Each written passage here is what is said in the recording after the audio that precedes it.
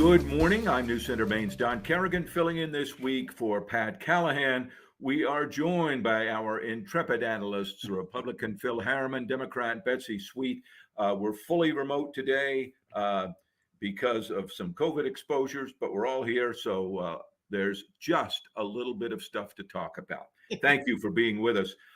Let's start off with this January 6th investigation. Thursday night, they had the first of what I think are going to be 6 hearings, televised hearings, which really appear to be the committee laying out the case it put together against President Trump and some of the organizations in all this.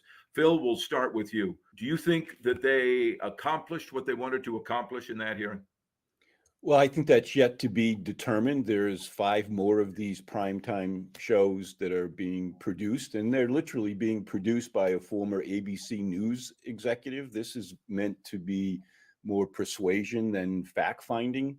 I'm really disappointed that the speaker has taken this approach. For the first time in American history, the minority party was denied the opportunity to appoint their own committee members to this investigation. So right from the beginning, and I think even the New York Times described it at one point as an opportunity for Democrats to reset the November elections. And I just look at this as too important a time in American history where we're not looking at this as Americans and finding out why did this happen. And in the president's own words on the Washington Mall, he said to the crowd, "I know you're going over to the Capitol to protest, demonstrate peacefully," in his own words. So unfortunately, an issue as important as this has turned into a political show rather than an investigation. Yeah. Betsy, your take. I couldn't disagree more, Phil. I mean, I just think that this is really important.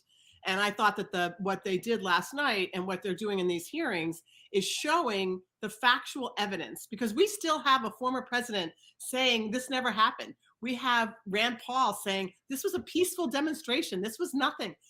What they did was, it wasn't the words or the opinions of the legislators. They were showing actual footage. They were showing actual interviews with the people who were there, both the officers who were trying to prevent it and the people who were participating. And it was actual fact, because we've entered this dystopia where the news media and where politicians are saying, "Oh, no, this didn't happen. Oh, no.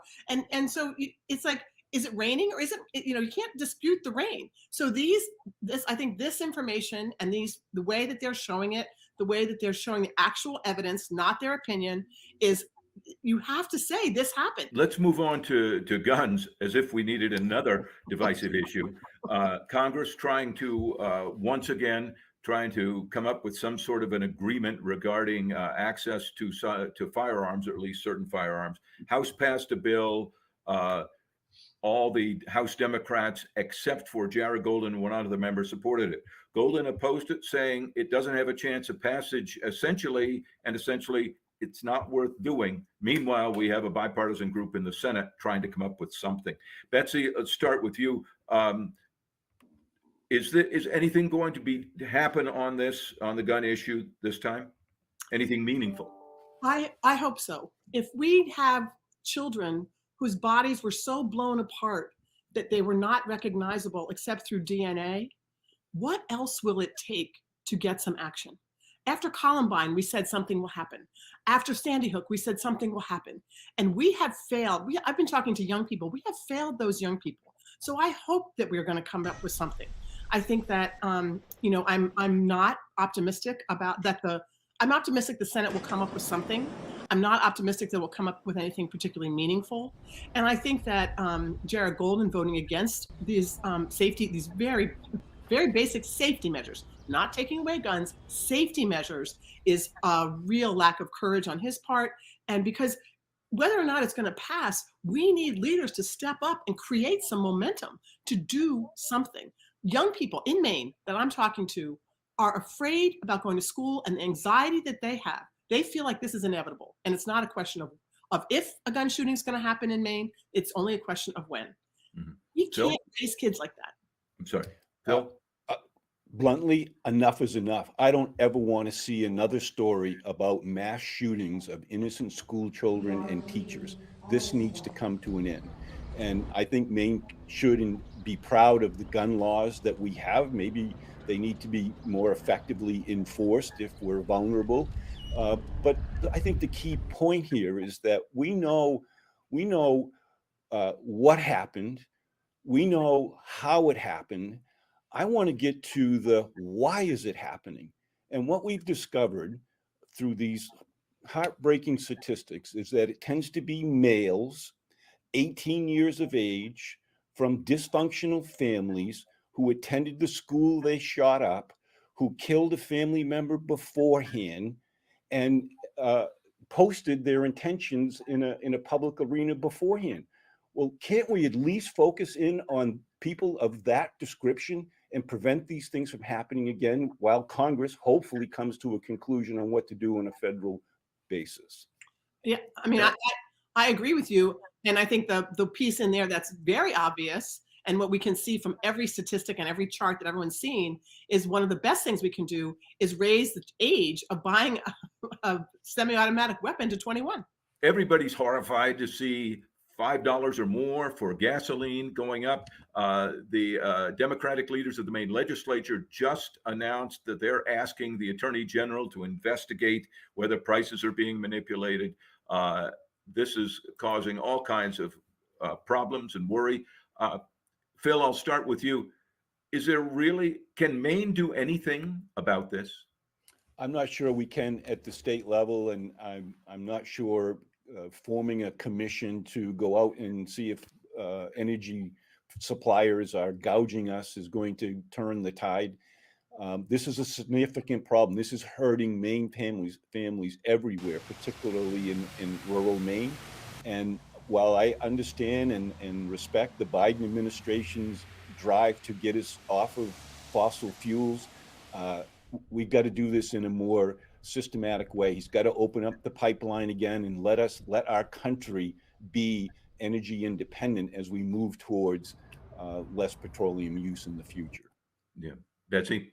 I agree with Phil. I don't think there's much the state can do, but I also think we cannot talk about this without looking at the price gouging, not of Maine gas station owners. They're not the ones price gouging. But if you look at Shell and Exxon and Mobil, they have the largest profit increase in history and in almost of any other country, billions of dollars in this quarter compared to this time last year. So the price gouging is happening up there. And then so much of the supply is controlled by out of country, by fuel supply from other countries. So there's very little that we can actually do here in this country. And so I think, but we have to start looking at the actual gouging and where it's happening. Again, it's not Maine gas station owners. It is these huge corporations that are just raking in huge profits. Let's move on to a simpler issue. Tuesday's Maine's political primary elections.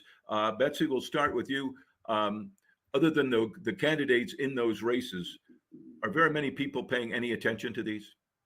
I think there's some local races that are really important. I think there's a big Senate race in Hancock County. There's that's a special election. There's some DA races. There are many, a few, not many, races in which the districts are so skewed one way or the other, Republican or Democrat, that the November election will be decided in this primary. But I think generally people are like, no. And I think in the second district, the woman running against Poliquin, I don't think many people give her much of a chance. So I think there's very little, unfortunately, I think there's very little attention being paid at this point. Yeah. Phil? I think probably Betsy's got it exactly right. I would just isolate one primary race. That's the district attorney in Cumberland County. Yeah.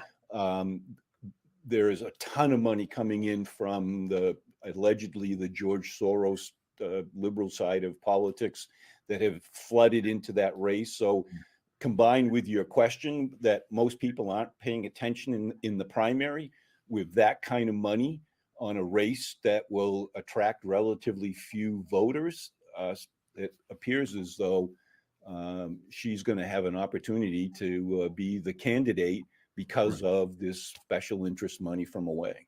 Right. And do we really know yet why this is happening?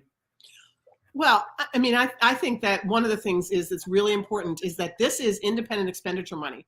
So Jackie Sartoris, the candidate who is getting it, has issued a press release and done a press statement about this. This has nothing to do with her. This is not her money. She doesn't, that's not her. So I think that's really important to Happy to benefit from it, however. Well, yeah, but I think that that's one of the, I mean, I think this is like the glaring beam, spotlight on what's wrong with our, campaign financing and with our system.